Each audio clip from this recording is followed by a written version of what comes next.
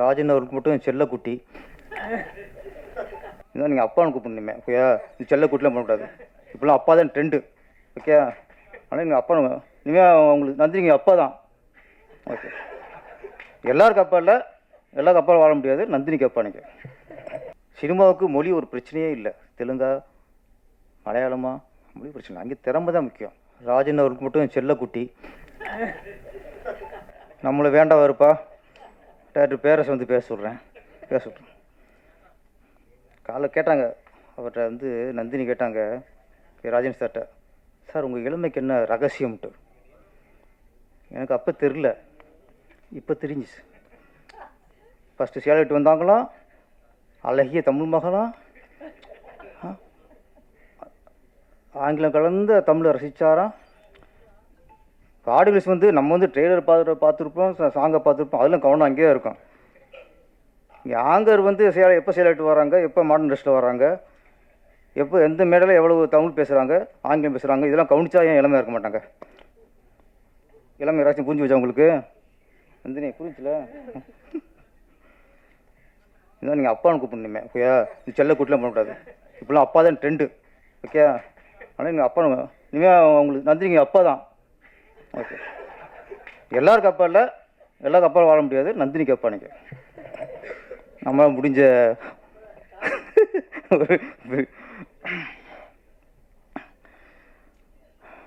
நல்லா இளையராஜா சாங்கை வந்து, இசைஞானி இளையராஜா சாங் வந்து கேட்குற சந்தோஷமாக இருக்கும், அதை நம்ம பாடுறது சந்தோஷமாக இருக்கும்.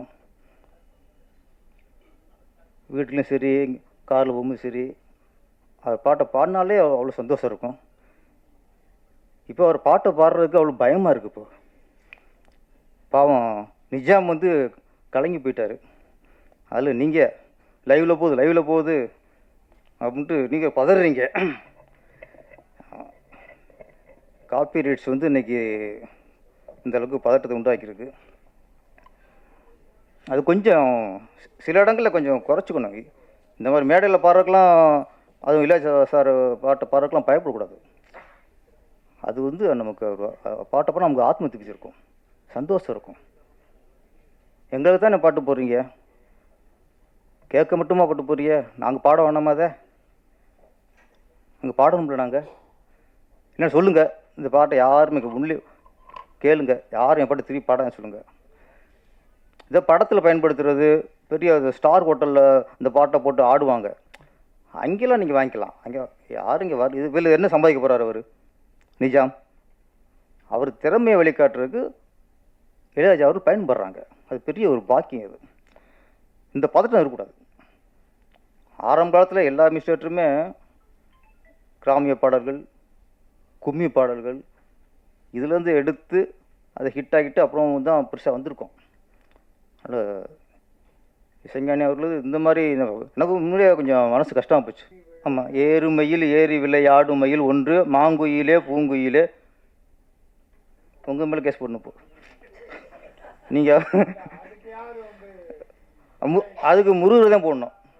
திருப்பரங்குன்றம் முருகர் வருவார். இல்லை சொல்கிறேன், நம்மளே பலதில் எடுத்து தான் வந்திருக்கோம். சரி, அது கொஞ்சம் மனசு ஒரு வளர கலைஞர் இல்லை சார், எல்லாருக்கும் தான். அவங்களுக்கு அது ஒரு பயம். லைவில் போயிட்டுருக்கு, டப்புன்னு கட் ஆயிடுறாங்க. ஓகே, இந்த படத்தோட தயாரிப்பாளர் அனுரத்னா அவருக்கு வாழ்த்துக்கள். அவர் இந்த படத்தில் கதாநாயகன். ப்ரொடியூசராக லாபம் பெறணும், கதாநாயகனும் வெற்றி பெறணும், அது வாழ்த்துக்கள். இங்கே சந்தியா வந்திருக்காங்க. தமிழ்நாட்டுக்கு வந்து சந்தியா வந்து 3வது தலைமுறை நினைக்கிறேன். ஏற்கனவே ஜெயலலிதாவோட அம்மா, அவங்களோட சந்தியா. அதுக்கப்புறம் காதல் படத்தில் பரத் கூட நடித்தாங்க, அவங்களும் சந்தியா. இப்போ ஒரு அடுத்த 3வது தலைமுறையாக சந்தியா வந்திருக்காங்க. ஆமாம், சந்தியான வெற்றி தான். ஓகே, ஆமாம், சந்தியா பேரே ஒரு ராசியான பேர் தான். அப்புறம் இந்த லீச், இப்போலாம் நிறைய படங்கள் இப்போ இங்கிலீஷ் ஸ்டேட்டாக வருது. ஆனால் ஒரு வகையில் ஒரு திரைப்படங்கள் தான் இப்போ நமக்குலாம் ஆங்கிலத்தை கற்றுக் கொடுக்குதோன்னு ஒரு தோணுது. இப்போ பீஸ்ட்னு படம் வந்துச்சு, உங்களுக்கு தெரில, நம்ம கேட்போம் என்ன மீனிங்ட்டு. அப்போ சொன்னாங்க இது மிருகம் அப்படின்னாங்க. கோட்னு வந்துச்சு, ஒன்றும் தெரில உங்களுக்கு, என்ன ஆடு அப்படின்னாங்க. இப்போ லீச்னு நமக்கு தெரில, நான் கேட்டேன், இது அட்டை பூச்சினாங்க. இன்றைக்கு வந்து தமிழர்களுக்கு வந்து படங்கள் தான் இங்கிலீஷை கற்றுக் கொடுத்துருக்குன்னு நினைக்கிறேன். மலையாள இயக்குனர் பாசில் அவர்கள், இன்னுங்க யார் பெற்று மௌனம் வந்துச்சு பத்திலா. ஆமாம், பாசில் அவர்கள் தமிழில் படம் பண்ணும்போது பூவே பூச்சுடவா, என் அழகான தமிழ் பெயர், பூவிழி வாசலிலே, ஒரு ஒரு கவித்துவத்தோட ஒரு தமிழ் பெயர், காதலுக்கு மரியாதை, கண்ணுக்குள் நிலவு, இதெல்லாம் ஒரு காலகட்டம். மலையாள இயக்குனர் வந்தால் கூட தமிழ் வைக்கும்போது அவ்வளோ அழகான தமிழ் பேர் வைப்பாங்க. இன்றைக்கி எல்லாமே ஆங்கிலமாக போயிடுச்சு. அடுத்து குட் பேட் அக்லின்னு வருது. அஜித் சார் ரொம்ப பெருமையாக நினச்சான், வீரம், விவேகம், விசுவாசம், விடாமுயற்சி, நல்லா தமிழ் பேர் வச்சுட்டே இருந்தார். சரி, அவரும் குட் பேட் அக்லின்னு வச்சிட்டாரு. திரும்ப தமிழ் பேர் எல்லாருமே பெரியவர்களாக கொஞ்சம் தமிழ் பேர் வச்சா தான் நல்லது. நம்ம இங்கே வந்து சும்மா மும்மொழி இருமொழிங்கிறோம், அது திரையுலகம் கடைப்பிடிக்கணும்ல. ஸ்கூலில் மட்டும்தானா மொழி, இங்கேயும் தமிழ் திரையுலகம்னா தமிழ் படங்கள்னால் அதுலேயும் தமிழ் கொஞ்சம் பார்த்துக்கணும்.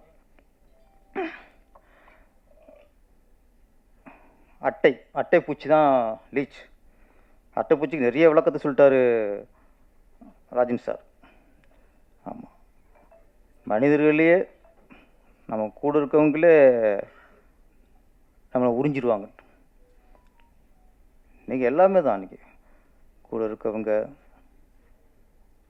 நண்பர்கள், உறவுகள் எல்லாமே அட்டையாக தான் பேசிட்டாங்க. நம்மகிட்ட ரத்தம் இருக்க வரைக்கும் அந்த அட்டைகள் நம்மளை ஒட்டிகிட்டே இருக்கும். ரத்தம்லாம் போச்சுன்னா அது அடுத்த எங்கே ரத்தம் அதிகமாக இருக்கும் அங்கே நகர்ந்து போயிடும். இந்த படத்தில் ஒரு பாடல், இசை சூப்பர் சார், ரொம்ப மிஸ்டர் கிரண் ஜோஸ், 3 பாடங்களும் சூப்பர். அதில் அந்த முதல் படம் ஒன்றுதில் கண்ணில் தெரியும் தோற்றம், நல்ல அருமையான பாடல். அதில் விசேஷம் என்னம்னா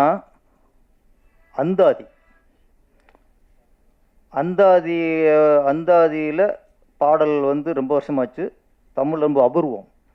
ஒரு சில பாடல் வந்துருக்கு. லால் கவிஞர் பெயர் லால், ரொம்ப அற்புதமாக எழுதியிருந்தார். கண்ணாசன் ஒரு படத்தில் இந்த அந்தாதியை பயன்படுத்தி பாட்டு எழுதியிருப்பார். வசந்த கால நதியினிலே வைரமணி நீரலைகள், நீரலைகள் மீதினிலே நெஞ்சிரண்டும் நினைவலைகள். ஒரு இதில் ஒரு வார்த்தை முடியும் போது அடுத்த வரி அந்த வார்த்தையில் துவங்கும். அதில் எந்த வார்த்தை முடியுதோ அந்த வார்த்தையிலிருந்து அடுத்த வரி தொடங்கும். இது இப்போ அபூர்வமாக வருது. லால் வந்து இப்போ அந்த அந்தாதியை பயன்படுத்தி அந்த பாட்டு எழுதியிருக்காரு. உண்மையிலே ரொம்ப நல்லா இருந்துச்சு. வரைக்கும் எல்லா வரைக்குமே தமிழ் வார்த்தைகள், ஒட்டுமொத்த பாடலும் நல்ல தமிழ் வார்த்தையோடு இருந்துச்சு. கவிஞர் லால் அவர்களுக்கு என்னுடைய வாழ்த்துக்கள். இது மலையாள டீமு. நான் வந்து மலையாள படங்களே ஒர்க் பண்ணியிருக்கேன், தெலுங்கு படத்தை ஒர்க் பண்ணியிருக்கேன்.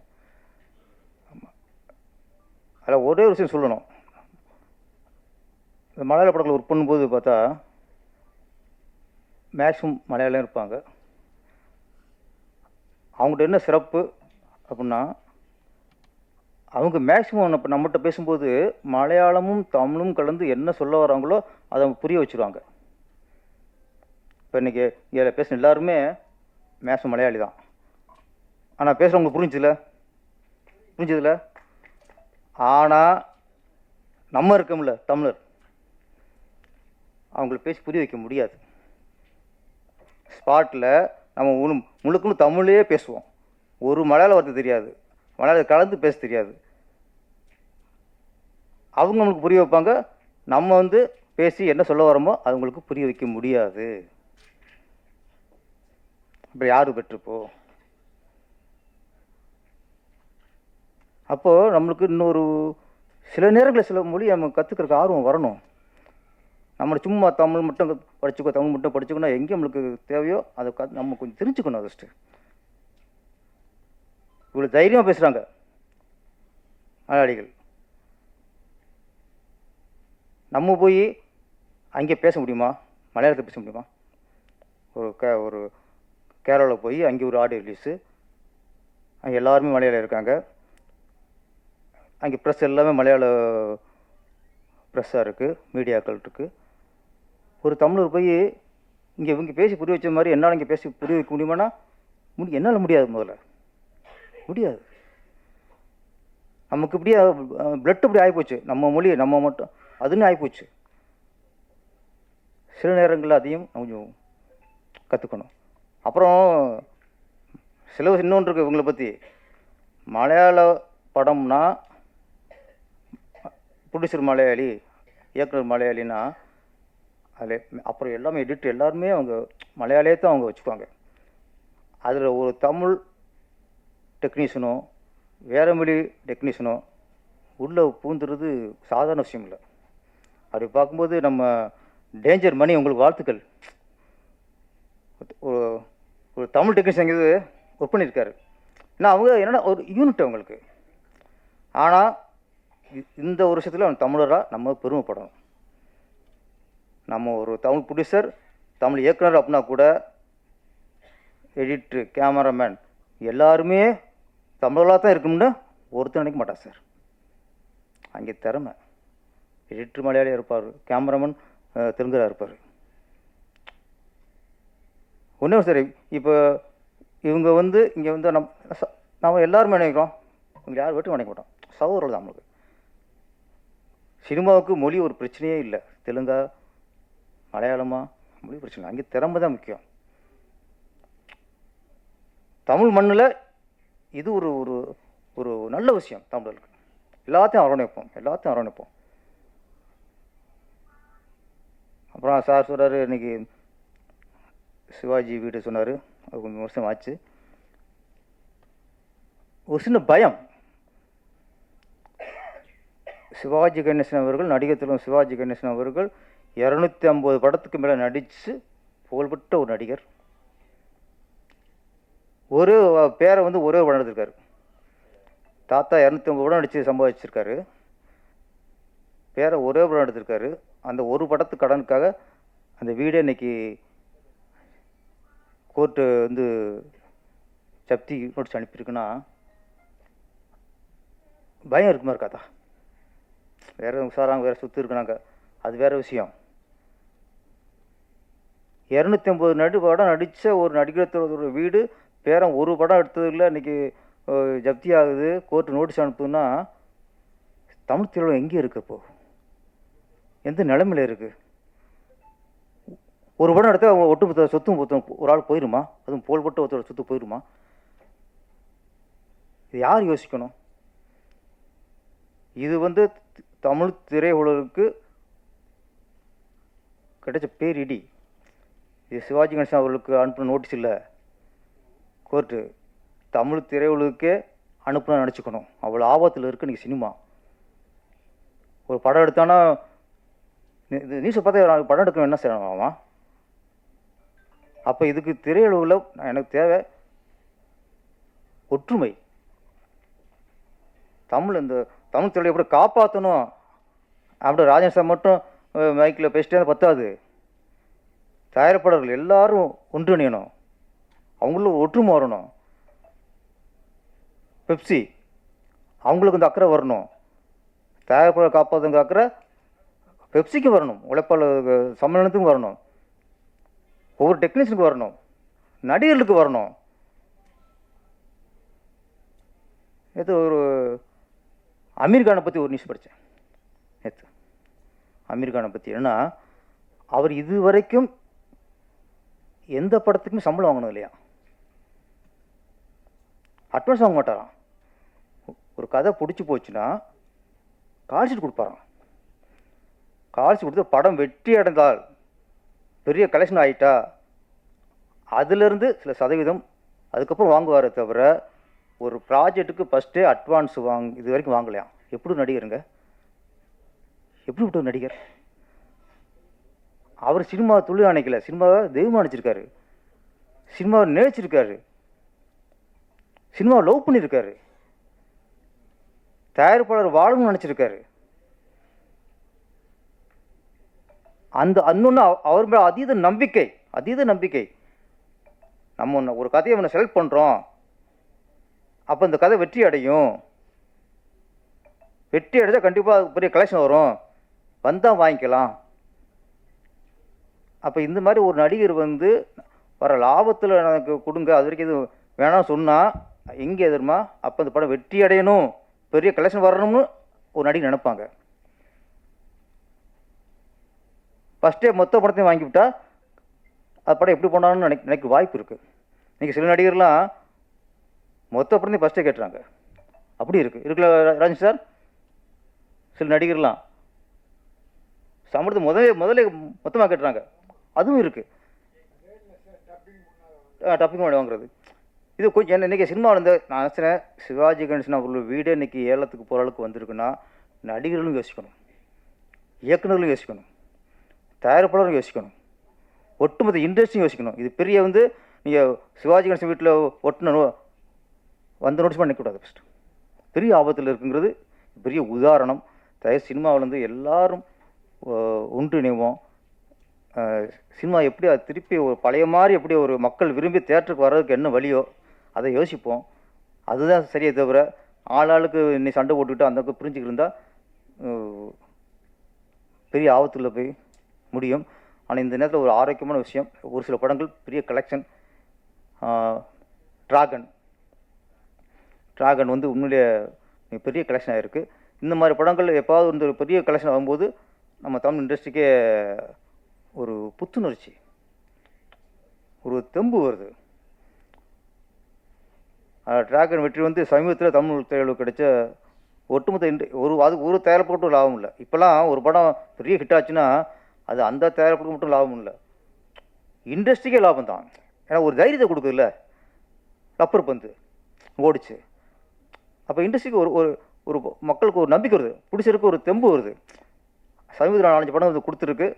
இப்போ கொஞ்சம் சினிமா கொஞ்சம் ஆரோக்கியமாக தான் இருக்குது. படம் நல்லா இருந்தால், திரைக்கதை நல்லா இருந்தால் படம் கண்டிப்பாக மக்கள் தேட்டருக்கு வராங்க. படமும் நம்ம எடுக்கிறதும் முதலீடு பண்ணுறது மட்டும் இல்லை, இயக்குநர்களும் கொஞ்சம் கதையிலையும் மற்ற எல்லாத்தையும் கவனம் செலுத்தணும். சினிமா ரொம்ப மோசமாக இருக்குது, திருப்பி கொண்டு வந்துடுவோம். இந்த படம் லீச் அட்டைப்பூச்சி, ஆமாம், இந்த அட்டைப்பூச்சி அட்டைப்பூச்சி இல்லாமல் வெற்றி பட்டாம்பூச்சியாக பறக்கணும். பட்டாம்பூச்சி பற்றி எல்லாருக்கும், இயக்குனருக்கும் சரி, இயக்குனர் SM அவர்களுக்கும் சரி, மியூசிக் டைரக்டருக்கும் சரி, எல்லாருக்கும் இந்த படம் மிகப்பெரிய வெற்றியை கொடுத்து பேரும் புகழையும் உண்டாக்கும். நன்றி, வணக்கம்.